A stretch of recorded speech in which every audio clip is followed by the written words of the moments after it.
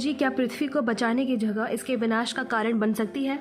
दुनिया भर के साइंटिस्ट चिंतित है क्योंकि पृथ्वी गर्म होती जा रही है। ग्लोबल वार्मिंग के बारे में आपने जहां तहां सुना ही होगा। हाल ही में मिली जानकारी के हिसाब से नवंबर 2021 में जलवायु परिवर्तन सम्मेलन संयुक्त राष्ट्र में होने जा रहा है, जिसमें भारत समेत दुनिया के 200 से भी अधिक देश हिस्सा ले रहे हैं। ये सम्मेलन ब्रिटेन में होने जा रहा है और इसका मुख्य बिंदु यही है कि कैसे हम सब देश मिलकर ग्रीन हाउस गैसों की उत्सर्जन को तेजी से घटा सकते हैं, जिससे कि गर्म होती धरती को बचाया जा सके। जैसा कि आप जानते होंगे कि पिछले कुछ सालों से पूरी दुनिया तरह तरह से इन ग्रीन हाउस गैसों के उत्सर्जन को कम तो कर रही है, लेकिन उसका ज़मीनी परिणाम नहीं दिख रहा है। संयुक्त राष्ट्र के सम्मेलन में ये चर्चा ज़रूर होने जा रही है कि हमारी तमाम कोशिश के बाद भी अगर इन गैसों के उत्सर्जन में कमी नहीं आ रही है तो क्या हमको अब न्यूक्लियर एनर्जी यानी परमाणु ऊर्जा से मदद मिल सकती है। आपको बता दें कि इस समय दुनिया भर में 10% बिजली न्यूक्लियर रिएक्टर्स में पैदा हो रही है, मगर एक दशक पहले जापान के फुकुशिमा में हुए परमाणु हादसे के बाद से न्यूक्लियर एनर्जी को लेकर दुनिया भर में सरकारें अब ज़्यादा सावधान हो गई हैं। जिस परमाणु ऊर्जा को कार्बन उत्सर्जन घटाने का हल माना जाता था, आज उसे लेकर कई पर्यावरणविदों की राय बदल गई है।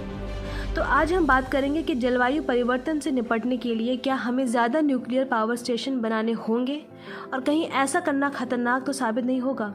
परमाणु ऊर्जा के उपयोग और खतरे। जलवायु परिवर्तन के खतरे से बचने के लिए क्या अब दुनिया के ज़्यादातर देशों को परमाणु न्यूक्लियर रिएक्टर के बारे में सोचना चाहिए और इनकी संख्या बढ़ाने की दिशा में आगे बढ़ना होगा? और क्या परमाणु न्यूक्लियर रिएक्टर की अधिक संख्या मानवता के लिए सही साबित होगा? ऐसे ही न जाने कितने सवालों से आज हम घिरे हैं। तो आइए इन्हें सब सवालों के जवाब खोजने की कोशिश करते हैं। जर्मनी और परमाणु ऊर्जा। आपको याद होगा कि मानव विकास की जब दौड़ शुरू हुई तो कई सारे देशों की तरह जर्मनी भी उसमें शामिल हुआ और इसी के चलते 1950 के दशक में ही परमाणु ऊर्जा तैयार करने की कोशिशों में जुट गया था। जर्मनी ने माना कि हम ऐसी ऊर्जा बनाने पर जोर दे रहे हैं जिसमें कोयले का इस्तेमाल ना हो और प्रदूषण भी कम हो। उस वक्त लोगों के भारी विरोध के कारण जर्मनी में परमाणु ऊर्जा की संभावनाओं पर विराम लग गया। देखा जाए तो जर्मनी में परमाणु ऊर्जा का विरोध तभी से चल रहा है जब 1969 में पहला कमर्शियल न्यूक्लियर रिएक्टर शुरू हुआ था। परमाणु ऊर्जा सही है या नहीं, इस पर जर्मनी में एक लंबी बहस हुई। 70 के दशक में लगभग पूरे जर्मनी में सामाजिक आंदोलन की शक्ल में भारी प्रदर्शन हुए, खासकर लोअर सैक्सोनी राज्य में, जहां परमाणु कचरे को स्टोर किया जाना था। जर्मनी के कस्बे गोर्नेलेप्ट में एकीकरण से पहले सरकार ने यहाँ बंद पड़ी नमक की एक खदान में परमाणु कचरे को स्टोर करने की योजना बनाई। लोगों ने विरोध किया मगर सरकार नहीं मानी और एक दशक से भी ज़्यादा समय बाद 1986 में जब शेरनोबिल में परमाणु हादसा हुआ तब फिर से जर्मनी में परमाणु विरोधी आंदोलन शुरू हो गया। तत्कालीन सोवियत संघ में शामिल यूक्रेन के चेरनोबिल प्लांट में बिजली गुल होने से कोयला पिघल गया था और 30 लोगों की मौत हो गई थी। इस घटना से पूरे यूरोप के ऊपर रेडियो एक्टिव बादल छा गए और इस घटना के 3 साल बाद जर्मनी का एकीकरण हुआ और रातों रात इस देश के पास वो 6 परमाणु रिएक्टर भी आ गए जो सोवियत संघ की मदद से बनाए गए थे। पूर्वी जर्मनी के परमाणु प्लांट की हालत बहुत ख़राब थी और इनका कचरा बहुत ज़्यादा था। यही वजह थी कि जर्मनी ने फैसला किया कि उसे भविष्य में न्यूक्लियर पावर नहीं चाहिए। जहां एक तरफ लोग डरे हुए थे, दूसरी ओर नेता चिंतित थे कि देश चलाने के लिए बिजली कहां से आए। मौजूदा जर्मन चांसलर एंजेला मार्केल की पार्टी में शुरू में न्यूक्लियर एनर्जी की समर्थक थी, मगर उनके दूसरे कार्यकाल के पहले ही साल जापान के फुकुशिमा का न्यूक्लियर प्लांट सुनामी के कारण बर्बाद हो गया। फुकुशिमा की हालत देखने के बाद एंजेलिना मार्केल ने तय किया कि अब इस दिशा में बढ़ना ठीक नहीं है। अधिकतर लोग तो पहले से ही न्यूक्लियर पावर के खिलाफ थे और अब मार्केल ने भी तय कर दिया कि उनकी पार्टी अकेली परमाणु ऊर्जा का समर्थन नहीं कर सकती। जर्मनी अपने सभी 17 न्यूक्लियर पावर प्लांट बंद करने वाला है, लेकिन उसे इसकी बड़ी कीमत चुकानी होगी। उसे प्रदूषण पैदा करने वाले कोयले जैसे ईंधन पर निर्भर होना होगा। इससे वो 3 करोड़ 36 लाख टन अतिरिक्त कार्बन पैदा करेगा और इसी के साथ कोयले के इस्तेमाल से होने वाले प्रदूषण के कारण हर साल औसतन 1100 लोग मारे जाएंगे। यानी न्यूक्लियर एनर्जी से दूर जाने पर जर्मनी को स्वास्थ्य के मामले में दिक्कतों का सामना करना पड़ सकता है। फेमस इन्वायरमेंटलिस्ट कसर्टी गोगन जो कार्बन उत्सर्जन को कम करने के तरीकों पर काम करती है, उनका कहना है कि पहले मैं भी ये खुद मानती थी कि परमाणु ऊर्जा एक खतरनाक विकल्प है, लेकिन सौर ऊर्जा और पवन ऊर्जा के सही और भरपूर इस्तेमाल से भी हम तेजी से बढ़ते ग्रीन हाउस गैसों के खतरे को कम कर पाने में असमर्थ हैं। लोगों की सबसे बड़ी चिंता है कि न्यूक्लियर पावर स्टेशन से बेहद खतरनाक रेडिएशन लीक ना हो जाए। अगर बात फुकुशिमा हादसे की करें तो उसमें भूकंप और सुनामी के कारण 18,000 से ज़्यादा लोगों की जान गई थी और 1.5 लाख लोगों को घर छोड़ना पड़ा था, मगर रिएक्टर टूटने के कारण एक ही शख्स की मौत हुई थी। कसर्टी गोगन कहती है कि लोगों के मन में डर इसलिए ज़्यादा बैठ गया क्योंकि उन्होंने भूकंप, सुनामी और न्यूक्लियर प्लांट हादसे को मिलाकर देखा था।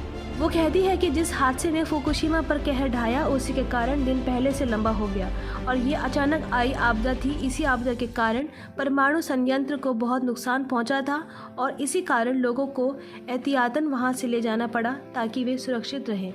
इस हादसे के 10 साल बाद इसी साल मार्च में संयुक्त राष्ट्र ने अपनी रिपोर्ट में कहा कि फुकुशिमा के बाशिंदों को रेडिएशन से किसी तरह का सीधा नुकसान नहीं पहुंचा है। वो आगे कहती है कि न्यूक्लियर पावर को लेकर फैले डर को दूर करने की ज़रूरत है। वो कहती है कि अगर मुझे फुकुशिमा के प्रतिबंधित इलाके में जीवन गुजारना पड़ा तो वहाँ लंदन की तुलना में मैं शायद ज़्यादा समय तक जी पाऊंगी, क्योंकि मुझे लंदन में वायु प्रदूषण से ज़्यादा खतरा है। कसर्टी गोगन का मानना है कि हमें सौर और पवन ऊर्जा की क्षमता को लगातार बढ़ाना चाहिए और ऊर्जा की बर्बादी भी रुकनी चाहिए, मगर ऐसा करने के बाद भी ट्रांसपोर्ट, शिपिंग और एविएशन के लिए हमें कोयले पर निर्भर रहना पड़ेगा। विंड और सोलर एनर्जी के साथ मिलकर हम अहम भूमिका निभा सकते हैं।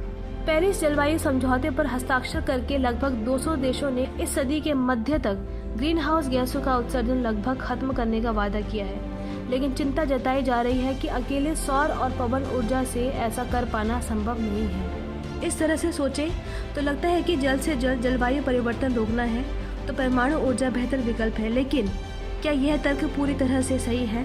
जलवायु परिवर्तन से निपटने में परमाणु ऊर्जा बहुत मददगार साबित हो सकती है, लेकिन इसके साथ कुछ ऐसी चिंताएं भी पैदा होती है जो पवन या सौर ऊर्जा के साथ नहीं होती।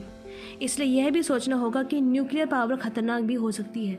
आपकी जानकारी के लिए बता दें कि यद्यपि परमाणु संयंत्र को डिजाइन और तैयार करने में ही भारी भरकम खर्च होता है और फिर उससे तैयार ऊर्जा भी काफ़ी महंगी होती है।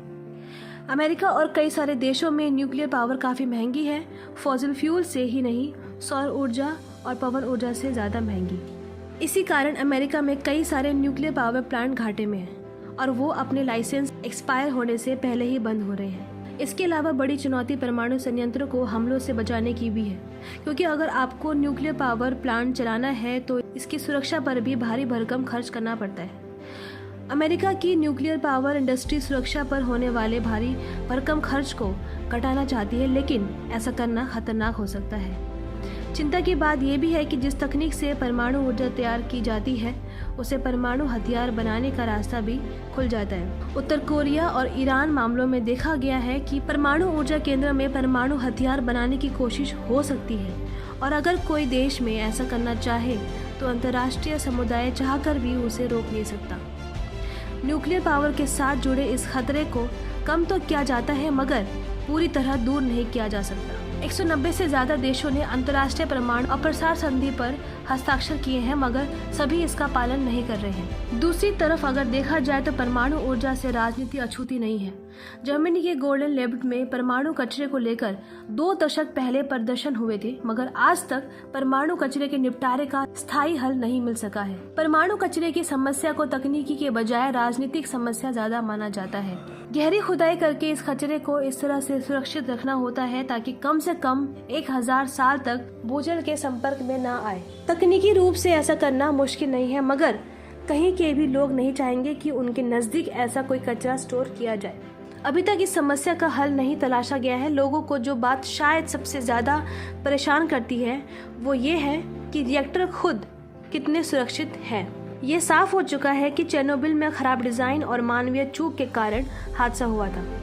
ऐसे ही फुकुशिमा में जो हुआ वह प्राकृतिक आपदाएं जरूर थी, लेकिन परमाणु ऊर्जा केंद्रों की लागत घटाने और उसे और भी सुरक्षित बनाने में मददगार हो पाएगी या नहीं, दुनिया भर के विद्वान मानते हैं कि अगर सही तकनीक और दिशा के साथ हम काम करें तो आने वाले 5 से 10 सालों में काफ़ी संख्या में परमाणु ऊर्जा केंद्र बनाए जा सकते हैं और कार्बन उत्सर्जन को कम किया जा सकता है। लेकिन बड़ा सवाल परमाणु कचरे का क्या होगा, क्योंकि इस्तेमाल होने पर भी इसकी 95% क्षमता बची रहती है और कचरे को कहीं पर जमा करने के बजाय कई सारे देश इसे रिसाइकिल कर रहे हैं। लेकिन परमाणु रिएक्टर खुद कितने सुरक्षित हैं, खासकर उनके लिए जो वहाँ पर काम करते हैं।